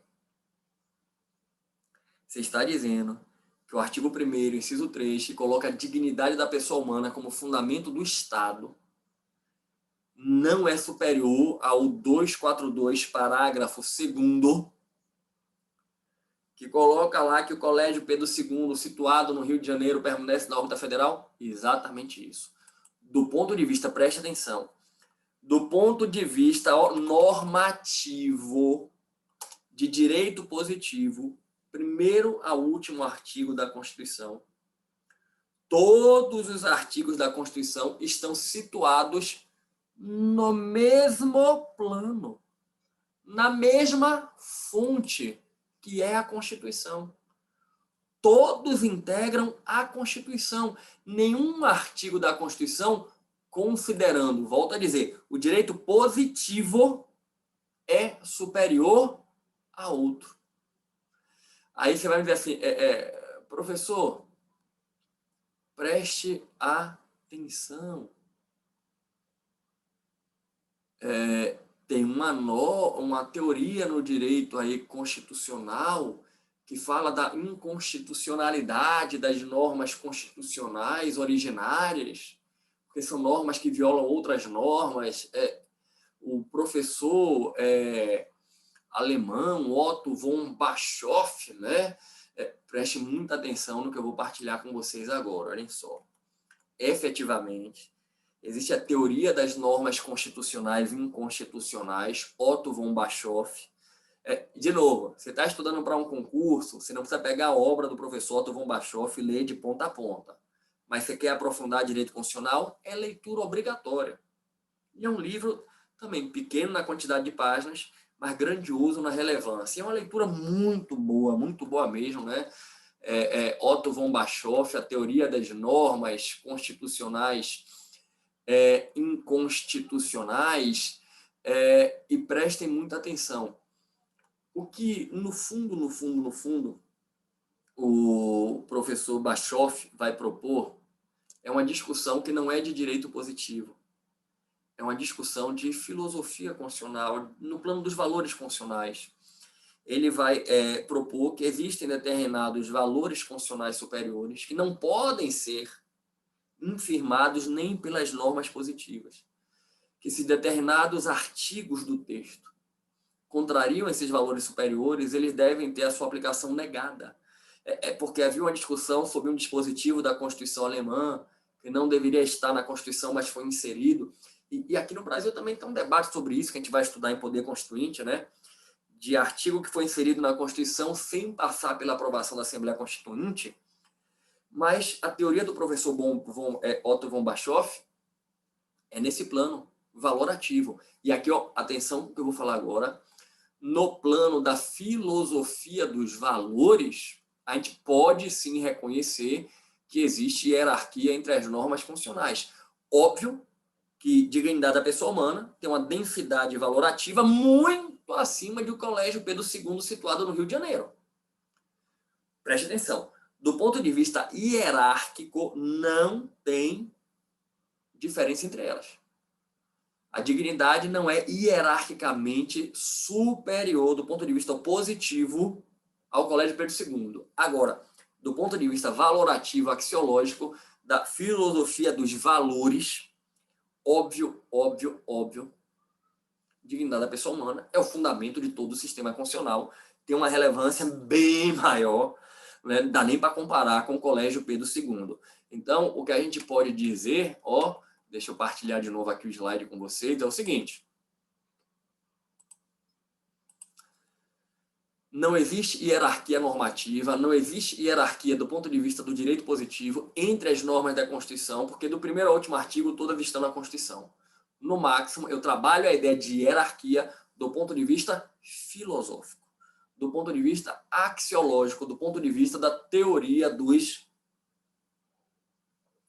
valores. Tranquilo quanto a isso aqui? Bacana quanto a isso aqui? Compreendem? Maravilha? Prestem atenção. Nós já abordamos aqui muito conteúdo importante, né? Deixa eu ir aqui no nosso slide, ó.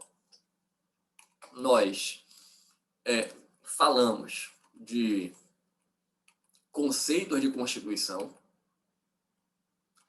nós falamos do conteúdo e finalidade, e nós falamos da supremacia e unidade. Tem muito mais coisa para eu falar com vocês sobre Constituição, ó. A estrutura, preâmbulo, parte introdutória, parte dogmática, discussões sobre o preâmbulo, discussões sobre a parte transitória, falar dos elementos da Constituição, trazer as classificações da Constituição. Tem muita coisa importante aqui para eu aprofundar com vocês, só que não farei isso nesse encontro. Nesse encontro, eu vou parar nesse ponto aqui, ó, no ponto 3, e já registro que o próximo encontro inicia aqui, falando da estrutura da Constituição. Eu quero reiterar aquele pedido inicial que eu fiz para vocês, ó, de dúvidas, encaminhe aí, ó, para o meu Instagram, @professor Rafael Barreto, ou para o meu e-mail, que é o rafaelconstitucional@hotmail.com, né?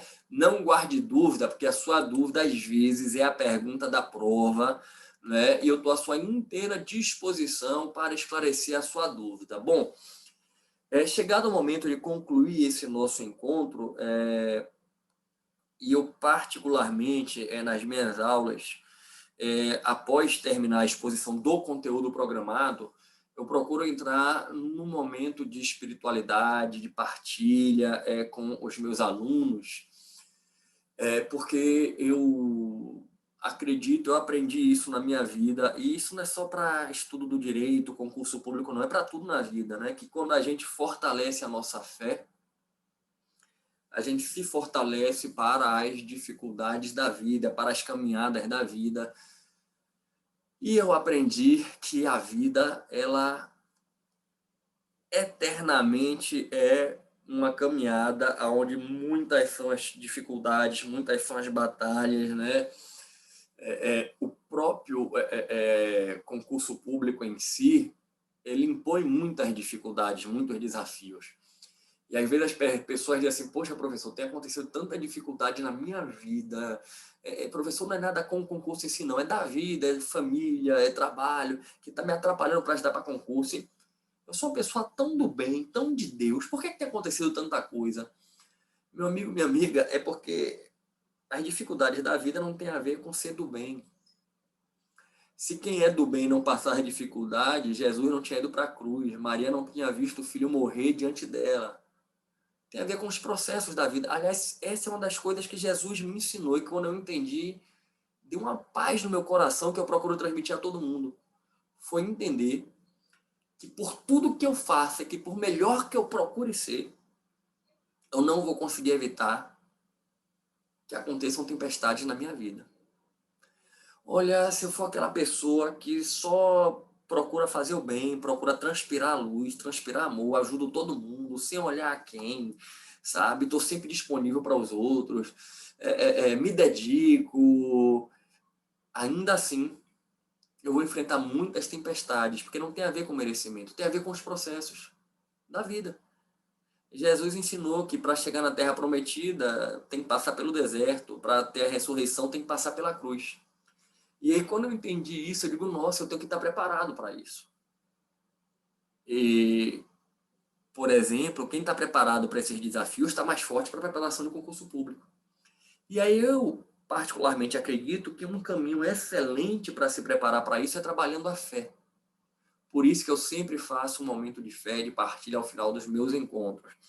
E deixa eu lhe dizer, meu amigo, minha amiga, você que está aqui me acompanhando, se você não tem fé alguma, ou tem uma fé que é distinta da minha, eu sou católico, né?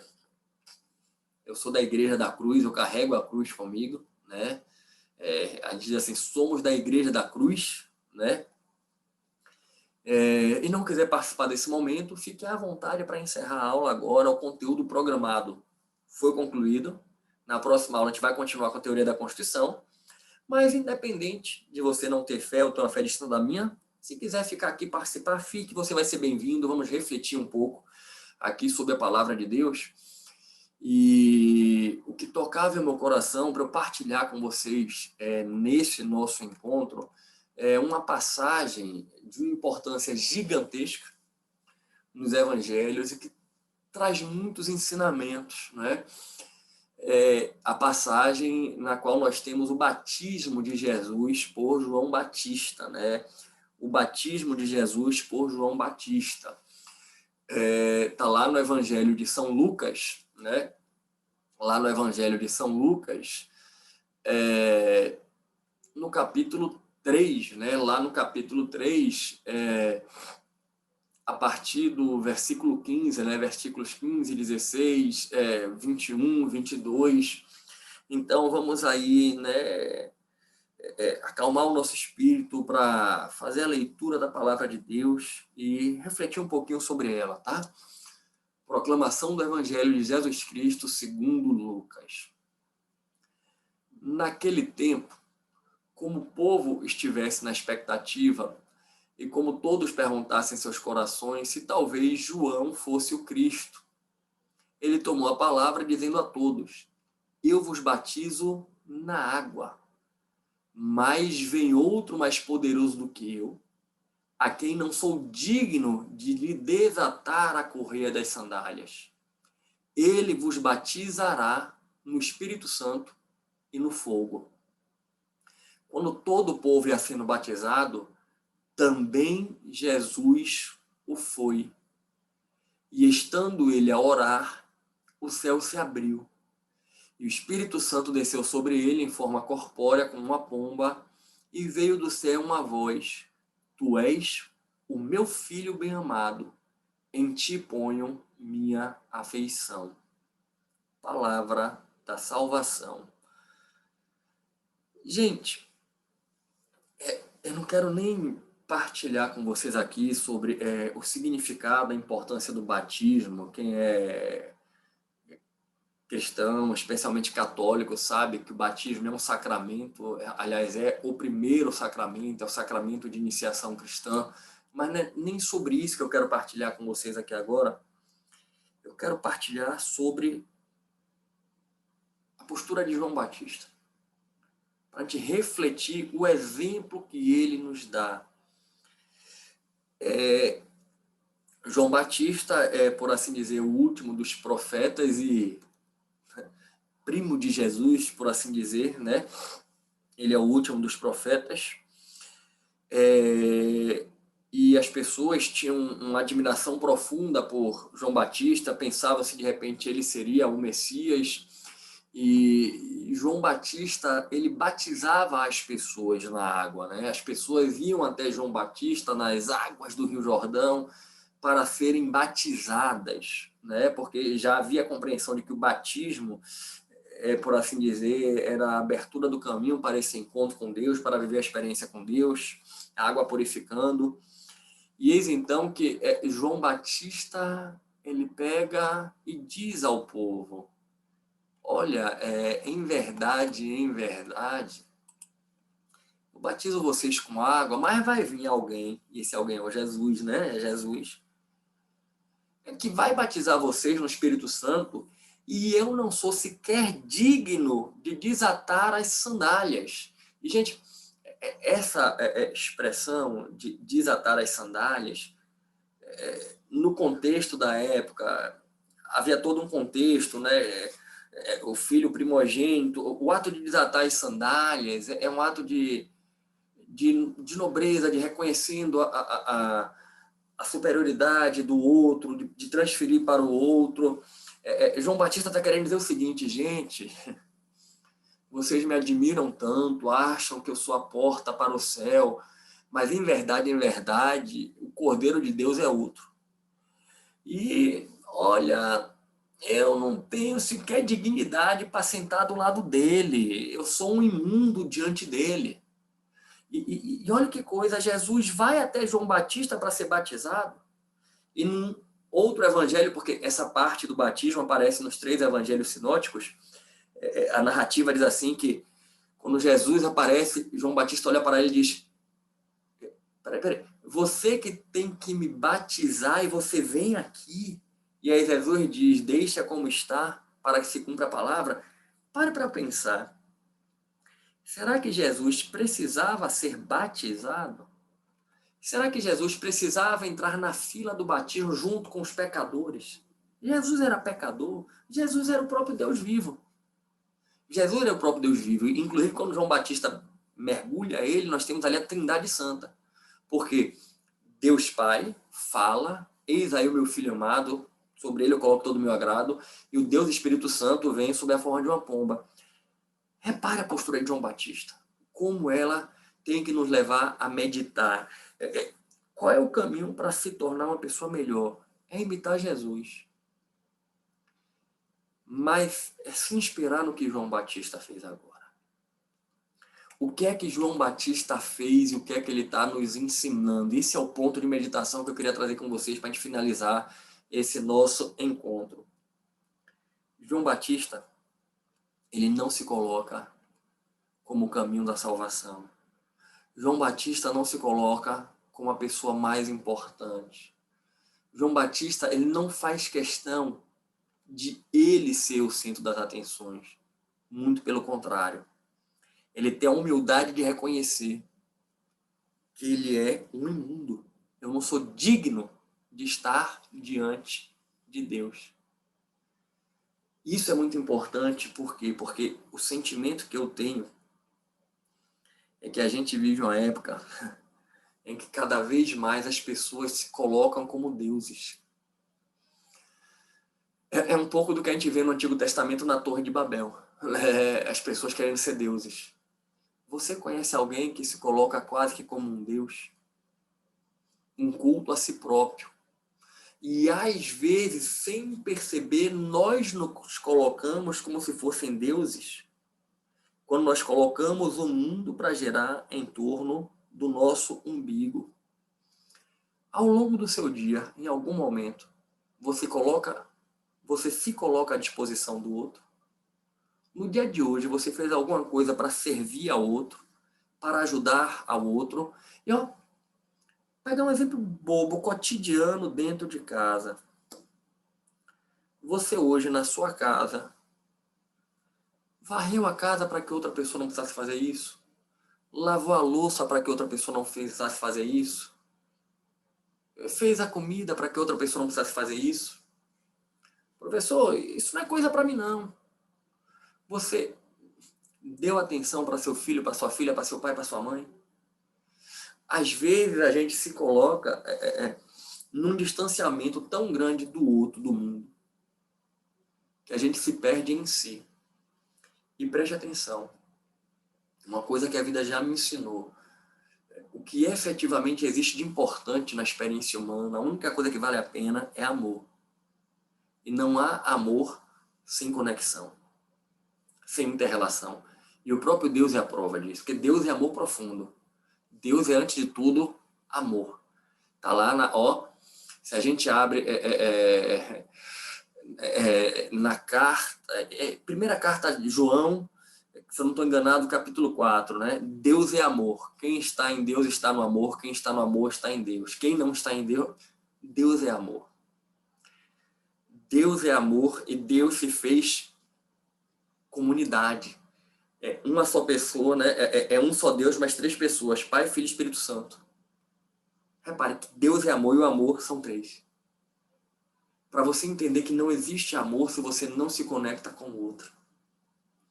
E se conectar com o outro é colocar-se à disposição do outro. É quando você se coloca como uma referência em si. A própria atividade do magistério, gente. Qual é o sentido de eu ser professor se não for me colocar à disposição de vocês?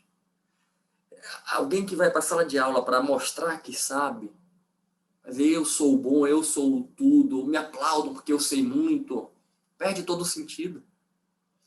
Eu, ao longo da minha atividade de magistério, eu sempre procurei passar para os alunos aquilo que eu acho que é importante para eles, com a linguagem que é acessível para eles. Dificilmente, em alguma aula, eu passei para a turma absolutamente todo o conhecimento que eu tinha daquele tema, porque eu tinha a compreensão que, de repente, eu poderia passar coisas que não seriam alcançáveis. Tem determinadas coisas que eu vou partilhar num grupo menor, com algumas pessoas. De repente, se eu pego uma turma muito heterogênea, com diferentes níveis de conhecimento, eu começo a falar complicado, vou falar a expressão em alemão, em italiano, para o cara assim, pô, esse professor sabe muito. Perde o sentido do magistério. O magistério não é para eu me destacar, não é para o professor, não. É para o aluno entender. Magistério é serviço. E isso que é bíblico, né, também, vale para tudo. E João Batista está trazendo esse ensinamento. Precisamos ter humildade. Precisamos não nos colocar no centro, porque no centro está Deus. Não podemos querer ser como Deus. Aliás, a própria criação no Gênesis, quando Deus disse a Adão e Eva, não provem daquilo que está no centro, da árvore do meio, que vão querer ser iguais a Deus. E aí o homem vai lá, quer ser igual a Deus. Pá! E aí, outro dia a gente até medita sobre essa passagem, quando Deus vira para Adão, o que é que você fez? Ele fala assim, eu não, foi ela, Eva. Eva que me fez comer. Aí começou a confusão, a primeira treta do casal foi ali, né? Outro dia a gente medita sobre isso. Para a gente fazer essa reflexão. Para a gente fazer essa reflexão. Você se aproxima mais de João Batista? Ou está procurando se colocar como um Deus? Cuidado. E isso que eu falo para vocês, eu falo para mim. Porque às vezes a nossa humanidade nos leva a agir como se fossem deuses. E não somos.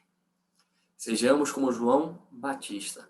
E aí me lembra quando São Paulo vai dizer, quando eu começo a brilhar, começa a luz a refletir, já não sou eu quem brilha, é o Cristo vivo que vive em mim, é a luz do Cristo em mim que começa a refletir. Então que a gente possa finalizar esse nosso encontro, seguindo esse exemplo aí de João Batista, se inspirando nele, reconhecendo que existe alguém muito maior, que é Deus, que Jesus é o Cordeiro de Deus, que devemos reconhecer nele o grande exemplo e jamais nos colocarmos em todas as situações da vida ou em qualquer situação da vida como se fôssemos deuses. Queridos, muito obrigado pelo carinho, pela atenção, por estarem aqui acompanhando, né, os nossos encontros de direito constitucional. Rogo que vocês sigam firmes estudando, que Deus abençoe profundamente a vida de cada um de vocês, que vocês tomem posse da graça de Deus, não deixem a graça passar. Valeu!